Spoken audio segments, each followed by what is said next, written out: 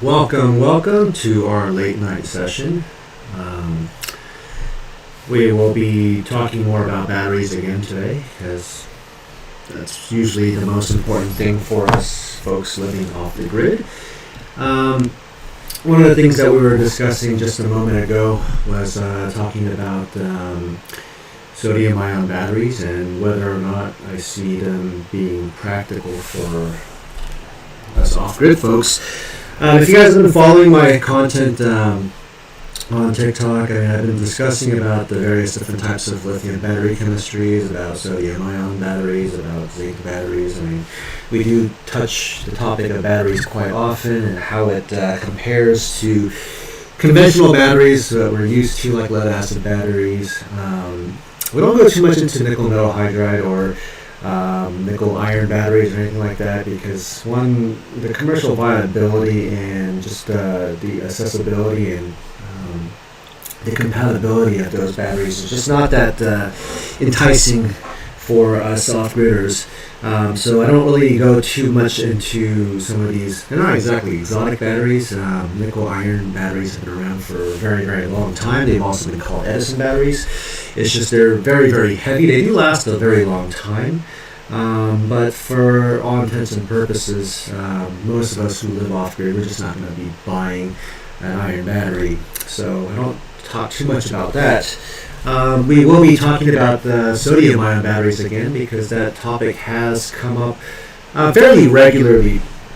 A lot of guys have been asking my thoughts on sodium ion batteries and whether or not it's going to make a practical change when it comes to energy storage systems for us off-grid folks. So I've mentioned on numerous occasions that personally I don't really see sodium ion batteries making that much of an impact when it comes to energy storage systems. The main reason why is because the voltages that sodium ion batteries support is just not very compatible with our existing legacy systems. So if you guys, going back to our discussion about lead acid batteries have been around for a very long time.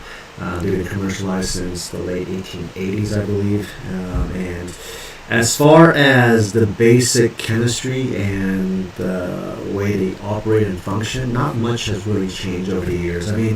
There have been some developments on the shape of the plates and some of the coatings that they apply, but at the end of the day, it's really lead plates, sulfuric acid, and electricity moving back and forth, converting the acid into water and vice versa. So there really hasn't been too much progress on the lead acid front, other than the fact that initially when we first had cars that were started by electric start. Prior to that, obviously, we had the manual crank car, and if you guys aren't familiar with that, especially for the younger folks out there, you really had to literally manually crank your engine, and it was quite a dangerous affair. There was really a chance of you breaking an arm if you're not careful. So they came out with the electric start cars in the early 1900s, I want to say around 1910, 1920. And initially they came out with a 6-volt battery for that purpose, which, if you recall correctly, each lead acid battery, each cell is about 2.1 to 2.2 volts. So to have a 6-cell battery, you had 3 cells. And starting right around the 1950s, we had more electronics like transistor radios and headlights and just a variety of accessory lights that started being implemented into cars. So around that time, they made the switch to 12-volt batteries. Again, 6 cells now. So the nominal voltage on a fully charged lead acid battery should be right around 12.8 to 13.2 volts. And after that period, we had some, heavy machinery, especially diesel start engines, which are a little more difficult to start. And for example, diesel engines on trains and just bigger machinery, they started utilizing multiples of 12 volts, like you have 24 volt come along and 48 volt come along, and there's other voltages out there that are multiples of 12, but you're not as likely to encounter those systems too much these days. As far as us guys living off the grid, Most of what we would encounter is 24 and 48 volts, and if you have a decent sized house, I mean, you really should stick to 48 volts. It doesn't really make sense to go any lower than that. When it starts getting a little higher than that, the bigger challenge is finding equipment that can actually handle the higher voltage, operating voltage range batteries. So when it comes down to how these batteries work, if you have more batteries in series, the nice thing about that is you can draw much power using less current. So there's a lot of ESS systems out there, for example, Tesla Powerwall, LG Resu, and they make those systems with a high voltage DC side, where it's over 350, 400 volts. But for us off-grid folks, I really don't recommend you playing around with high voltage DC like that. I mean, it is very, very dangerous if you don't know what you're doing. The potential for getting electrocuted and causing damage is high with anything over 100 volts. So I recommend my followers to stick to 48 volt equipment because that's easier to manage. You can usually touch that without the concerns of getting electrocuted as long as your hands are dry and all that. So for all intents and purposes, we're going to be discussing primarily 24 and 48 volt packages. So when 48 volt batteries came along for lead acid, I mean, it's a 24 cell battery, and you're going to have operating voltage that's right around 50 to 52 volts for most part. And so there are a lot of different lithium battery chemistries out there. There's, for example, lithium titanated oxide, which is on the anode side of things, but on the cathode side we have nickel cobalt oxide, which is the original lithium rechargeable battery. You have NCM, nickel cobalt magnesium, and manganese rather, sorry. And then you also have NCA batteries, NCMA batteries. NCA batteries, primarily it was developed by the Japanese, and Panasonic ran with it, and that's how Tesla, for their initial Roadster and their Model S, all utilized Panasonic 18650 cells. And so the most common chemistries that we see here in the U.S., at least when it comes to electric cars, it's only going to come down to those two chemistries, NCM and NCA. Those are the vast majority of all the battery chemistries that they use for full BEV, full-on electric vehicles. There's also NCMA, which is a slight variation of that. So as far as the people here living in America, we prioritize the performance of our vehicles more than anything. So that's why those chemistries are most common here in the U.S. When it comes to the energy density of those cylindrical cells that use NCA and NCM chemistries, they're pretty high. I mean, we're talking energy densities in a range of 700 to 800 watt hours per liter. Now, granted, these are for cylindrical cells, and that's just for the space of the physical cell itself. If you have a pack that's made by cylindrical cells, there's always dead space between the cells. So at the end of the day, once you actually convert that into a pack, it does drop down. That's one thing where if you have prismatic cells, they suffer less from the drop because of the fact that they utilize the space fully in their prismatic format. But when it comes to cylindrical cells, I mean, we're looking at cells that average right around 700 to 800 watt hours per liter. And even in terms of weight, the performance, I mean, I have my spec sheets in front of me. Panasonic NCM 18650 are looking at about 250 watt hours per kilogram. For the latest batteries from, for example, the Tesla 4680 cells or the latest LG cells, you're looking at right around 270 to almost 300 watt hours per kilogram. So when it comes to energy density, and if you need as much energy in a small and lightweight package, NCM and NCA cells is definitely the way to go. But the problem with NCA and NCMA cells is, for most part, they're not very practical for us off-gridders. And For starters, I don't recommend you guys going out there and buying used EV batteries and assembling your packs if you don't have any background and knowledge in these kind of things. It's just those chemistries are definitely a lot more volatile if you're not careful. I mean, those cells will explode. They will catch on fire. They will cause all those nasty things that you see happening on YouTube videos and so on and so forth. So I definitely don't recommend any of my followers playing around with NCM and NCA cells because of the inherent dangers associated with that. Having said that, there are safer chemistries, two of which is LTO, lithium titanate oxide, and LFP, which is lithium iron phosphate. So for the vast majority of us that live off-grid, iron phosphate, LFP, is going to be usually what we talk about, and that's actually what I will be selling here directly as well. The nice thing about LFP batteries is the fact that the voltages actually match up nicely to a legacy 12-volt system. So going back a little bit about NCM and NCA batteries, those batteries have a nominal voltage about 3.6 to 3.7 volts per cell. So if you multiply that by 4, for example, the nominal voltage for an NCM cell, 4-cell NCM battery, is going to be 14.8 volts. If you take into consideration that the charger on a lead acid battery usually tops out at about 14.4 to 14.6 volts, that means if you try to plug it into a legacy 12-volt system, that 4-cell battery will never be fully charged. In fact, it won't even be charged enough to really take advantage of the capacity of that NCM cell. So let's step back a bit, go back into lithium iron phosphate. Iron phosphate cells have a nominal voltage of about 3.2 to 3.3 volts per cell.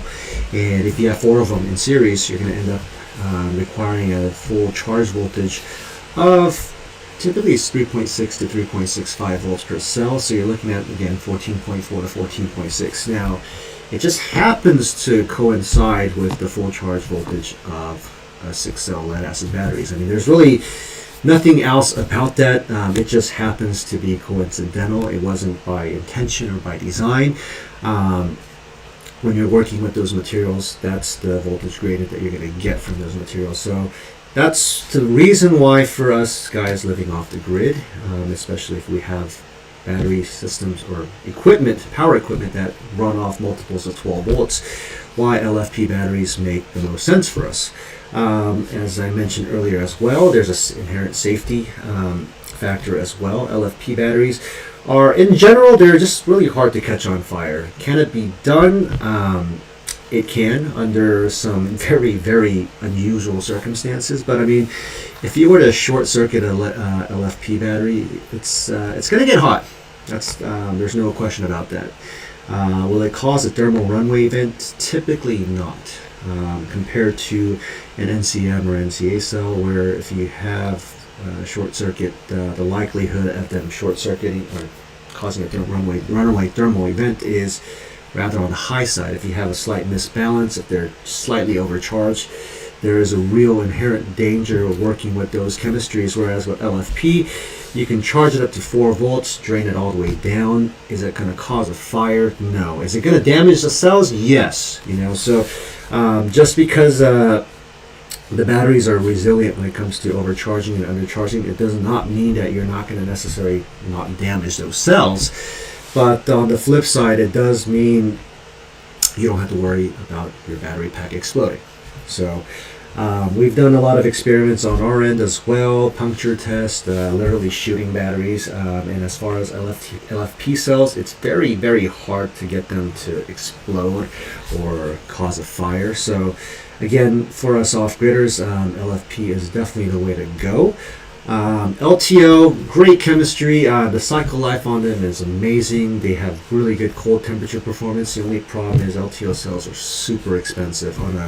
On a watt-hour basis, you're talking at least 5, if not closer to 10 times more expensive per watt-hour compared to LFP. So, a lot of guys ask me, what about how do these batteries handle cold temperatures?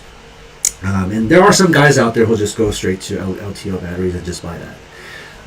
In my opinion, just because of the fact that you can get 5 to 10 times more capacity with an LFP battery, Um, Instead of investing that money on an LTO battery pack, you're just better off getting that 5 to 10 times larger LFP battery and using that to have a small heater, whether it's little electric coils or a little mat that will warm up your battery, and just insulate your battery as well.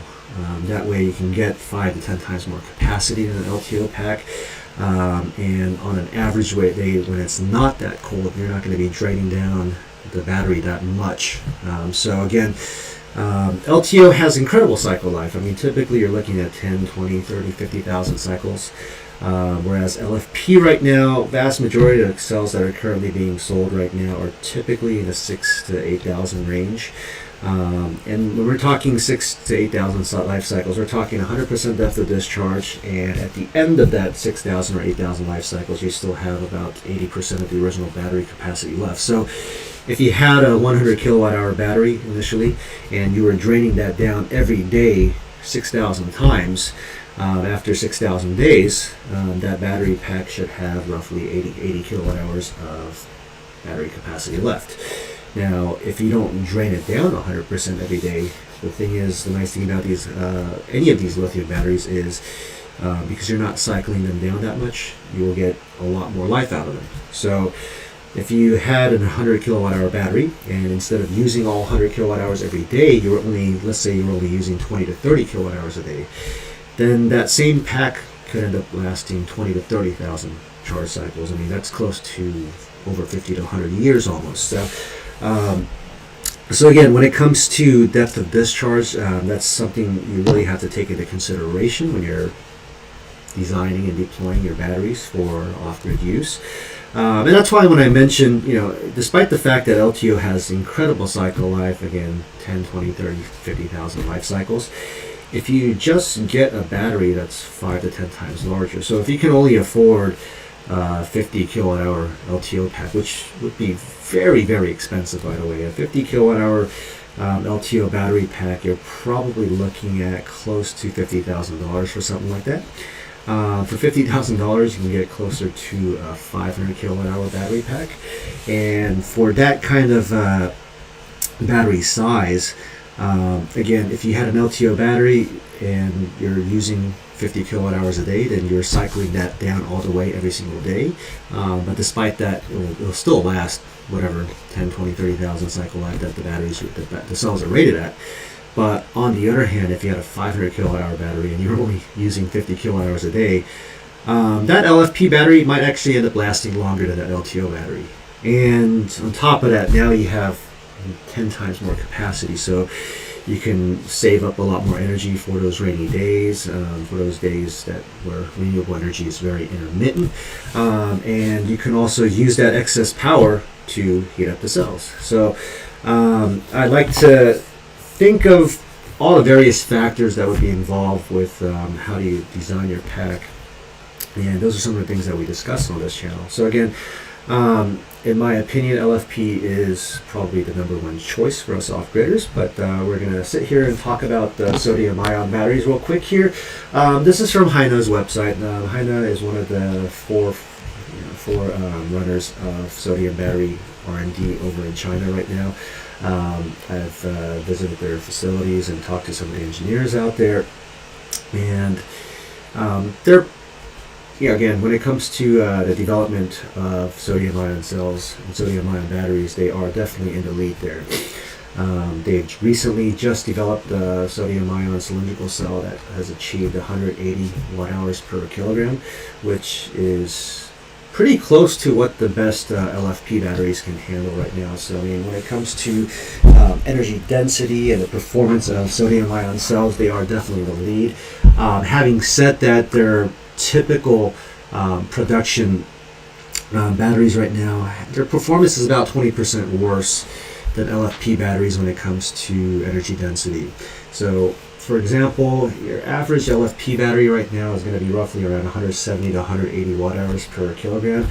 The best production cells coming out of Haina's production line right now is roughly around 155 kilowatt hours per kilogram. So it's about just under 20% worse than LFP cells.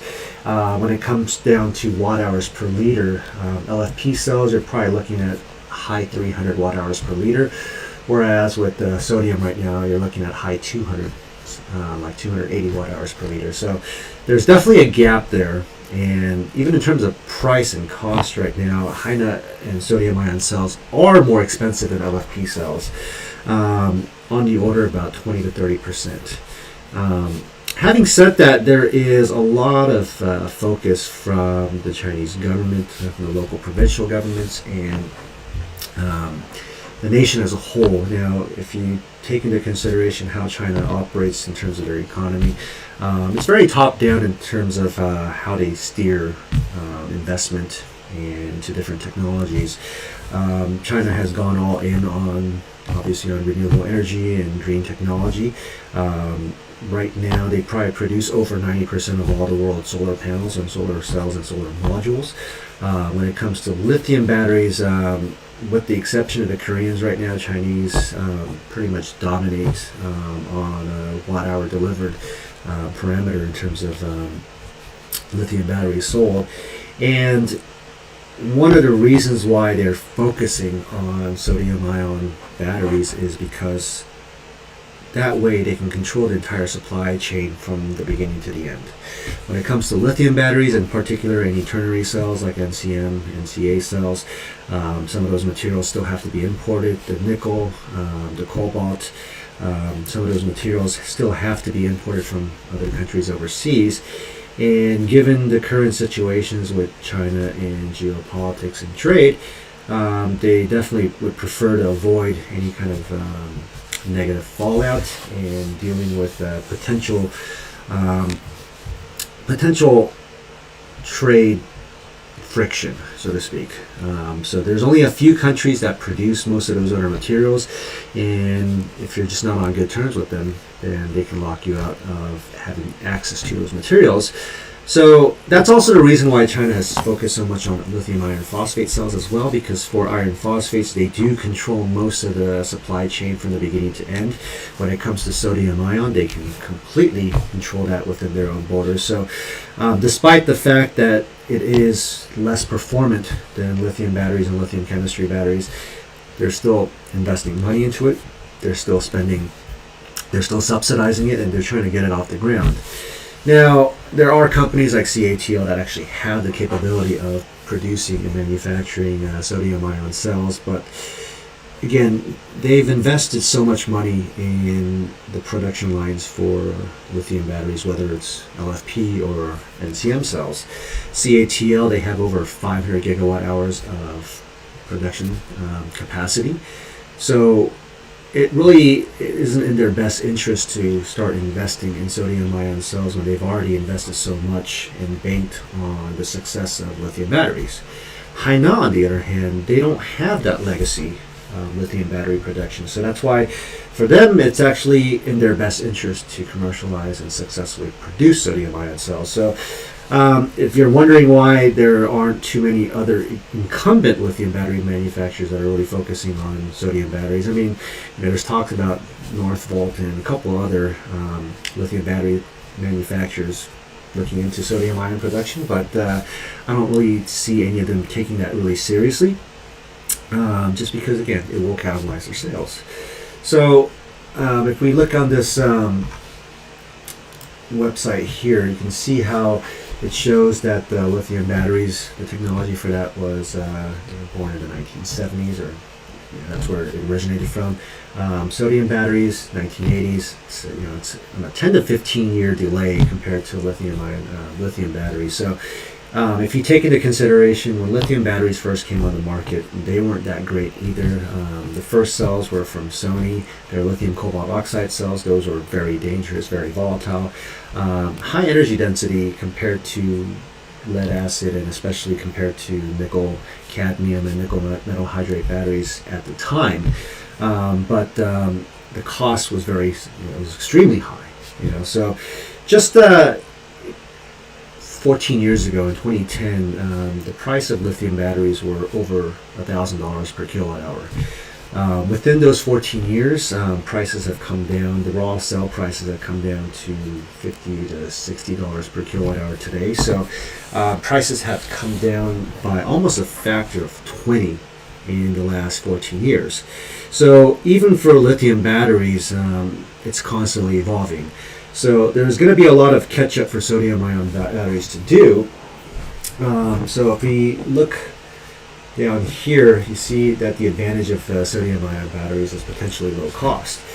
Now, if you look at a modern lithium battery today, the amount of lithium raw lithium that's inside a typical car battery is actually not that much. So, for example, a Tesla Model S or Model 3, 80 to 60 kilowatt hours, those battery packs, they weigh quite a bit. But in terms of the raw lithium that's in those batteries, you're talking about 15 pounds or so.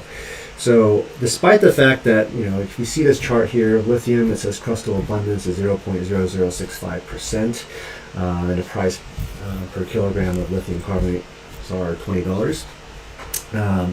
When it comes to the cost of lithium in proportion to the whole battery, you can see that chart right below that showing that compared to, for a lithium battery, you're looking at 43% is the cost of the cathode, and for sodium-ion batteries, it drops down to 26%. But if you look at the proportion of all the other components, those things still stay relatively the same. I mean, you still have to have the packaging. There's still separator films. There's still a lot of other components that are involved with manufacturing these rechargeable lithium batteries, rechargeable batteries.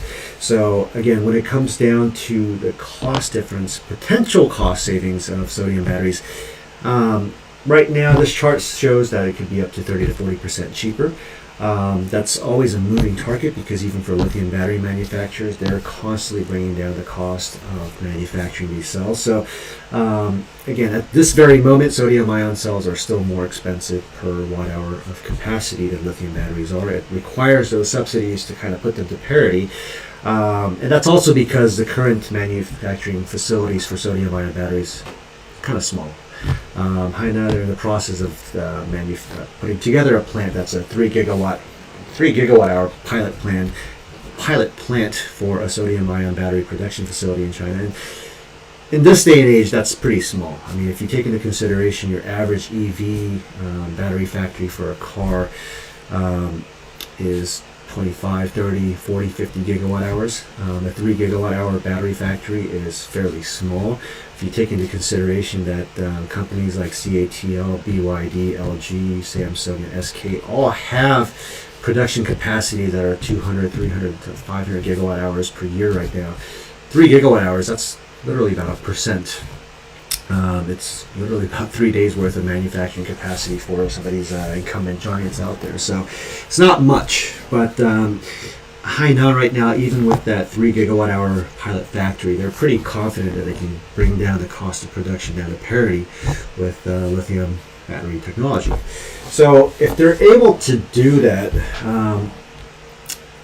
how much will that impact us, especially those of us that live off the grid?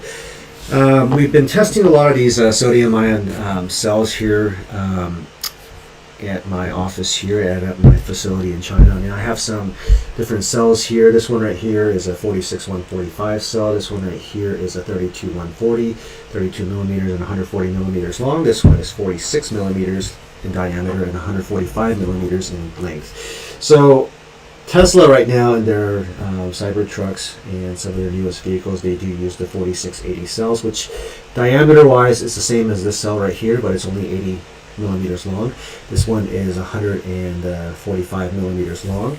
And if we were to compare those figures in terms of the capacity, this cell right here has a watt hour per kilogram of only 116 watt hours per kilogram and 231 watt hours per liter.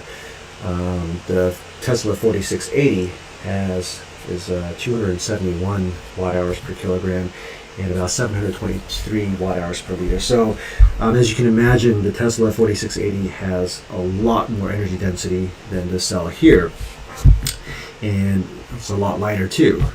Now, since for us who live off the grid, typically space is really not a factor, much less weight. So for us, all we really care about is the price of a cell and how robust it is. And that's where sodium cells could potentially excel. I mean, these cells definitely are much more robust than NCA and NCMA cells that are used in most EVs. If you look at NCA cells, for example, the Panasonic 18650s, even the Tesla 4680s right now, their cycle life isn't that great. You're typically looking at about 500 life cycles, at which point the battery capacity can drop quite a bit, about 10% or so, and you extend that out to about 1,000 cycles, you'll probably lose at least 20% of the battery's capacity.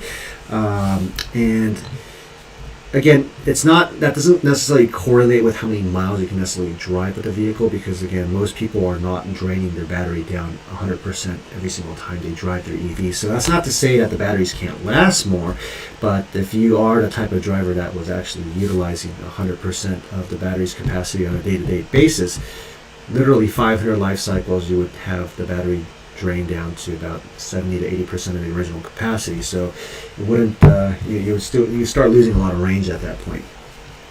When it comes to the sodium ion cells right now, these cells right here have a cycle life of about 2 to 3,000. So if you are using 100% of the capacity of these cells, you'd get at least 10 years of life out of them, if not more. The other advantage of sodium ion cells is the fact that they can handle colder temperature operation a little better than lithium batteries in general. Most of the sodium ion cells that we have here, they are rated to operate down to minus 40 degrees Celsius. So I mean, if cold temperature is a real issue for you, it's not that lithium batteries can't discharge at cold temps. The problem is their capacity drops quite a bit. So most lithium iron phosphate cells can operate down to minus 30 or even down to minus 40 degree temps. The problem is their capacity drops to 25% of the original capacity. So if you had a 100 kilowatt hour battery pack and you're dealing with minus 40 degree temperatures, you would only be able to use about 20 to 25 kilowatt hours of that battery pack. Whereas with these sodium batteries, down to minus 40 degrees, you can get about 80% of the original capacity. So you can get by with a smaller sodium ion cell and theoretically get a lot more capacity in the very, very cold operating temps out there. So those are the primary potential advantages of sodium ion cells. The problem is sodium ion cells have a very, very unusual operating voltage range. Lithium iron phosphate cells have a very, very flat operating voltage curve. So when they're fully charged at 3.6, 3.65 volts to fully charge the battery, and as soon as you put a load on it, it drops down to about 3.4. And it goes from 3.4 to about 3.2, and that's for between 90% and the last 10% of your battery capacity. You're going to have a very, very flat operating curve. But once you get to that last 10%, it drops precipitously. So if you're not careful, I try not to drain my LFP cells under 3 volts, especially at a 2.75. Most of them will say that they're okay down to 2.5 or down to 2. I really don't recommend that. But again, so if you're talking about 3 volts to 3.3 volts, that's a 10% variance in terms of your nominal voltage and when it's empty. And if you take into consideration the full charge at 3.6, then again, so 3 to 3.6 volt window. So if you had a 4-cell battery, you're looking at 14.4 volts when it's at a full charge, and at 3 volts times 4, you're looking at 12 volts at the low voltage cutoff. That's on the conservative side. Again, you can drop it down to 2.75, at which point you'll get 4-cell cutoff would be 11 volts. I don't try to push my cells down to 2.5. That will bring it down to 10 volts. But the problem with sodium batteries is their max charge voltage is 4 volts, and the low voltage cutoff is 1.5 volts.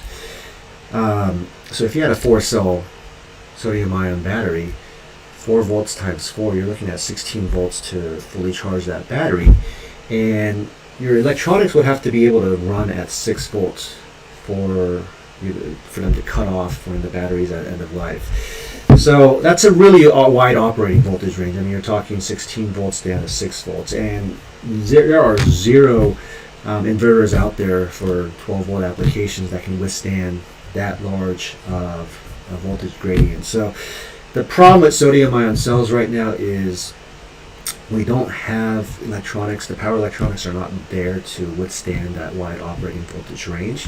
So that's going to be the big question mark, whether or not we'll be able to handle within the next 5 to 10 years, whether enough electronics companies will be investing into their power electronics on their inverters and charge controllers to withstand that large operating voltage range. So even if sodium ion batteries do take off, even if they're able to bring down the cost, the big question mark is the rest of the supply chain when it comes down to the components that we need as off-gridders, charge controllers and inverters, so on and so forth, BMS and things of that nature. Whether or not those things will be actually compatible with the operating voltage range of sodium ion batteries is a huge question mark, which I personally don't have the answer to right now.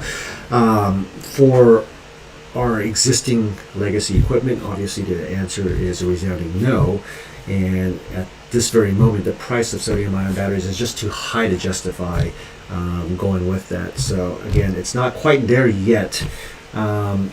If they really bring down the cost, then I do see the potential possibility of sodium ion cells taking off, but there's going to be a lot of road hurdles and obstacles along the way for the sodium ion battery manufacturers, just because of the fact that lithium battery costs and pricing has been a moving trajectory. Again, the past 14 years has gone from over $1,000 per kilowatt hour to $50 to $60 per kilowatt hour, and many companies have gone out of business trying to compete with lithium batteries over the years.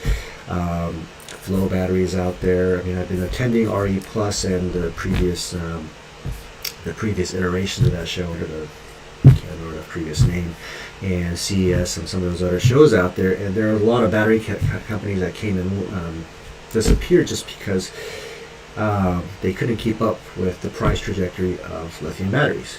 So whether or not sodium can pull that off is going to be a huge question mark. There's potential for it to happen just because there's a lot of overlap in terms of the manufacturing, the techniques involved with sodium ion batteries. So a lot of the equipment can be reused.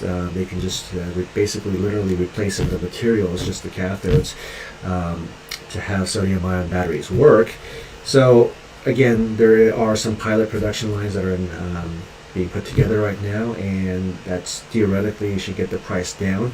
I haven't really touched too much upon lithium batteries, upon zinc batteries today. There are some zinc battery companies that I've been speaking to over in Korea right now, where they make some audacious claims. They do say they can bring down the cost down to $20 to $30 per kilowatt hour, which if they were able to bring that to market right now, I mean, it would be immensely competitive with lithium batteries. But there's a lot of question marks there. I've spoken to 2 different companies, and they said they can get those costs to under $50 per kilowatt hour for a very small production line. We're talking 5 megawatt hours. 5 megawatt hours compared to a 3 gigawatt hour plant for a sodium ion cell. So these Korean companies that I've been speaking to, very, very small assembly line. They're saying that they can get the cost down to be competitive with lithium batteries right now. Now, whether they can actually achieve that or not remains to be seen. I have reached out to a couple of these factories and try to procure some evaluation samples right now, but the cost of these evaluation samples are absolutely sky high. They wanted over $1,000 for a single cell sample. So right now their rationale for that is all the materials are being made on a lab scale basis. It's not on an actual production line, and that's why the costs are so high. So again, there's a lot of question marks there. Whether or not these companies can actually achieve that cost reduction is a huge question mark. So that's the reason why I haven't delved too deeply into zinc batteries. I will definitely keep you guys abreast on that as information comes along. But for now, again, we're just covering the different types of battery technology so you guys can understand the differences between the different chemistries, and also learn more about batteries in general, and why you should select certain chemistries over others, and why all lithium batteries are not alike. So again, I'm just doing my part to educate my followers and show you guys the difference, and so that you guys can make the decision for yourselves which one you would choose for your off-grid home there. So again, if you're interested in lithium batteries, be sure to sign up at my website, allthingsoffgrid.com. There is a battery sign-up sheet there for those of you guys who are interested in buying batteries from me. We will reach out to you when those cells are getting closer to completion. And again, we will walk you through how to build the battery packs and assemble and program all your charge controllers, inverters, and BMS and things of that nature, so you guys can do the work yourself and be very hands-on about it and learn about the process rather than just buying something that's off the shelf. That's the whole point of this. I try to promote the DIY subculture so that you guys can understand and what these various components do, so that if there are ever problems with any of these components, you can replace it yourselves. I really don't encourage you guys, I really discourage you guys to buy all-in-one systems like an ESS from Tesla or LG or any of these other companies, because one, if this individual component of them, those things break, you don't really have that much recourse, especially companies like Anker, Bluetti, EcoFlow, Lunar. I would absolutely stay away from any of those equipment. Their inverters and charge controllers have not listed the trials of time, whereas I do recommend getting inverters and charge controllers from reputable companies that have been around for very, very many years. So when it comes to charge controllers, I definitely recommend sticking to companies like Victron, Midnight Solar, Outback, Morningstar. Those are probably the 4 companies I would most recommend for charge controllers. For inverters, there aren't too many these days. Xantrex used to make good stuff. They have primarily shifted all their manufacturing for RVs and mobile use. You can still get some from Growatt. Outback still makes the Radian, which is really good. That's been around for a very, very long time. Midnight Solar, they've come up with some new models lately, but the thing is, there's just not much history about them, and for the cost, I think it's a little bit excessive to spend that kind of money on those equipment. And I would personally stay away from Solarc. It's just too much money for what it is. So again, if you're off the grid and you're looking for something cheap and reasonable as far as an inverter, Growatt, the 12,000 watt Growatt inverter is only about $2,500. So that's an excellent inverter. It's not expandable, but I mean, if that's all the capacity that you ever need, they work. They're a very reasonable price, and Growatt is one of the largest inverter companies in the world. So despite the fact that it is a Chinese company, I don't have too much bad things to say about them. When it comes to Outback Radian, it's a little more pricey piece of equipment for only 8,000 watts, but the nice thing about it is you can actually daisy chain 10 of them in parallel to get 80,000 watts. So I mean, if you use a lot of power, Radian is definitely of consideration, and it has a grid interactive mode, so even if you're on the grid, you can technically rely on your renewable sources first, and when your batteries are low, you can switch over to the grid automatically if you program those units. So those are some of the potential advantages of using the system from Radian. There's also MagnaSign. Their units are 4,400 watts, and you can parallel 4 of those units, so get us up to 17,600 watts. So that's another one that's programmable as well. So again, those are the inverter brands that I personally recommend, and the charge controller brands that I would recommend. We'll definitely talk a little more in detail about those on another live stream in another day. So I hope that this was an informative and educational segment for you guys. Do hit that subscribe button, like and follow, and share this content so that we can have a community going with this. Again, we're just trying to transition from TikTok over to YouTube right now, so that more people can engage and learn about these topics, especially things that pertain to living off the grid. So that's why I'm doing this. That's why I'm here. You guys are more than welcome to ask any questions at any time. So that's all for tonight, guys. I hope you enjoyed. I will look forward to seeing you guys again in the near future here.